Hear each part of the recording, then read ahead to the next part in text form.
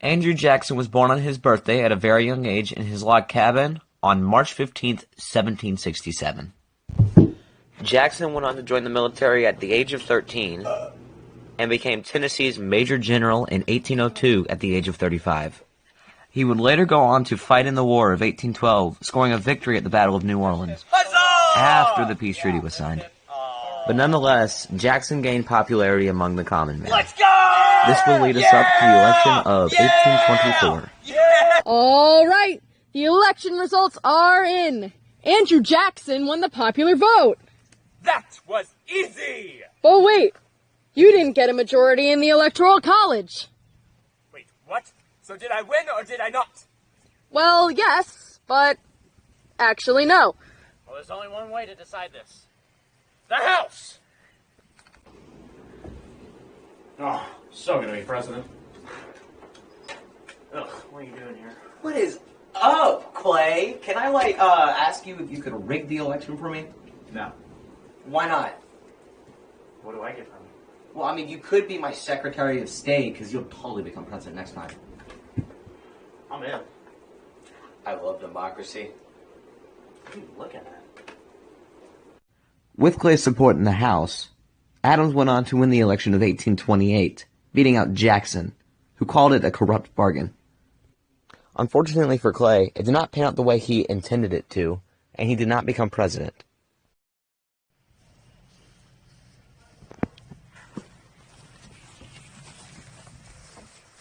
My fellow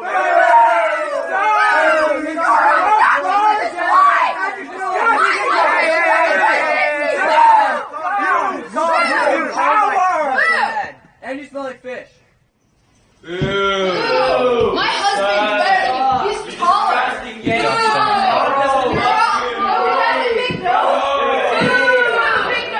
Sucks! It's a corrupt bargain! Oh my god! Shut up! Your fan base sucks. I mean, look at them. They're like stupid, bro. I'm not obnoxious and dislike, and I did not do the corrupt bargain. There's no corruptness about me. Nothing happened. All right? Well, I mean... What do you mean? What do you mean? You snake?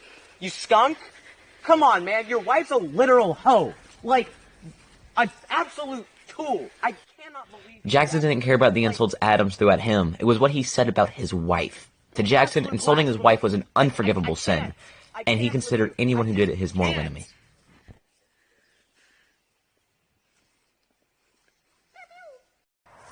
You can't do this to me! Hey! I am the sixth president of the United States! Bro! Yeah!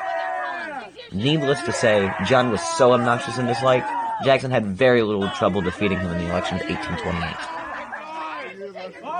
Thanks for your help with Adams back there. I hate that guy. Oh, it was no problem, huh? I'm gonna die. I'm gonna die! No, Rachel! They won! Rachel would pass away from a heart attack not long after Jackson's victory. Jackson would blame all of his opponents and their insults towards her for her death. No! Throw her on the ground. Adams was still drying off from being thrown into the pool, and he was not able to make it to the inauguration. I'm so proud of you, Andy Pooh! I knew you could do it even though I'm dead! Don't forget me! I love you! I hope you don't commit mass genocide of the Native Americans!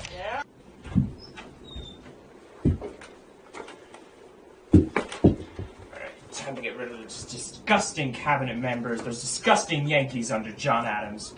Jackson followed something called the spoil system, which basically meant he filled the slots with whoever he liked, no matter if they were qualified or not.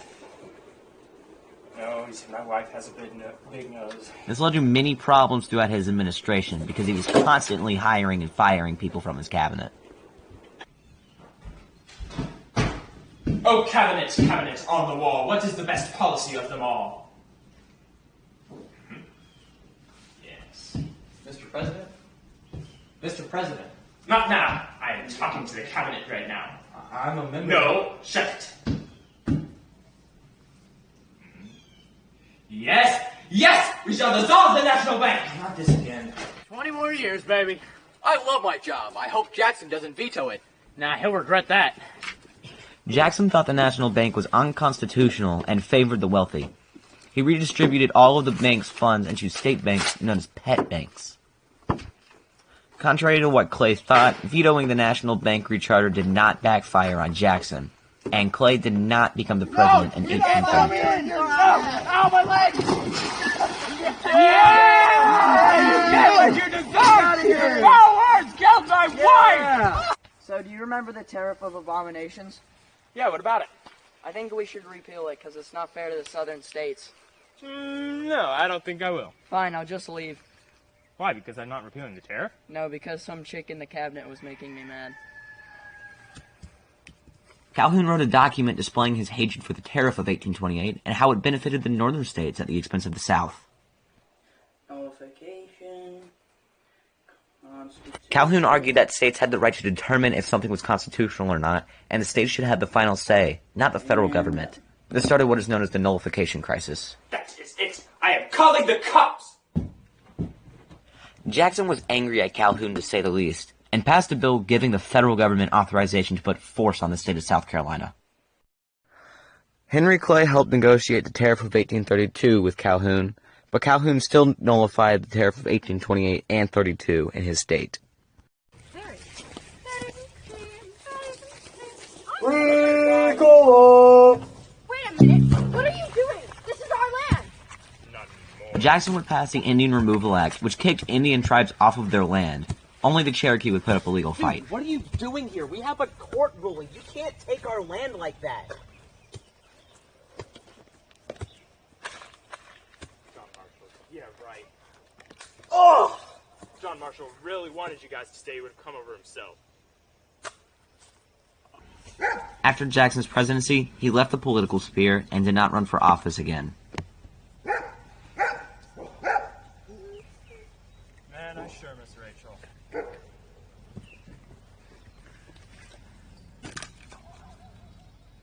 Jackson would die at the age of 78 on June 8, 1845. Son of a gun, I'm in. I love democracy. Where are you looking? The camera. It's a joke, John! 20 more years, baby. I love my job. I hope Jackson doesn't veto it.